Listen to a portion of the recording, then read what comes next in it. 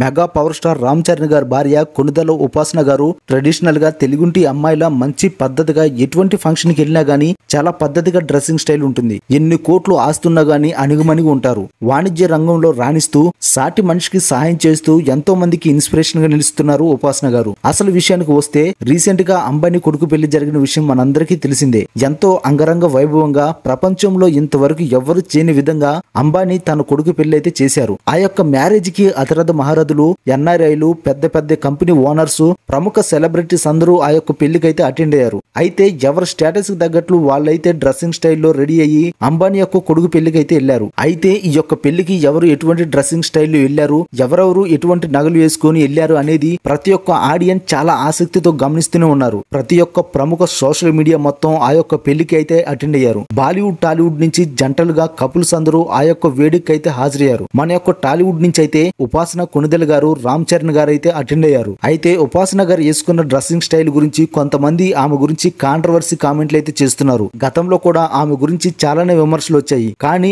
అవేవి ఆమె పట్టించుకోకుండా ఆమె పని ఆమె చేసుకుంటూ వెళ్ళిపోయారు. రీసెంట్ గా తమన్నా వెకిల్ నవ్వు సోషల్ మీడియాలో బాగా వైరల్ అయింది. ఉపాసన గారు ఏం చేసినా గానీ కొన్నిసార్లు అయితే ట్రోలింగ్ కు గురవుతుంటారు. అంబానీ కొడుకు పెళ్లికి ఉపాసన గారు చాలా సింపుల్ గా రెడీ అయ్యి వెళ్లారు. అయితే ఆ లుక్స్ మాత్రం ఆ యొక్క పెళ్లిలో ఏ మాత్రం సరిపోలేదు. అయితే కాజల్, తమన్నా వెకిల్ గా నవ్వుతూ ఉపాసన కొణిదెల గారిని ఎవరో తెలియని అమ్మాయి అన్నట్లుగా ఇగ్నోర్ చేశారు. ఈ విషయం చాలా మందికి బాధాకరంగా అనిపించింది. ముఖ్యంగా రామ్ చరణ్ గారికి అయితే చాలా బాధాకరంగా అనిపించింది. ఈ విషయంపై నెటిజన్లు ఫైర్ అవుతున్నారు.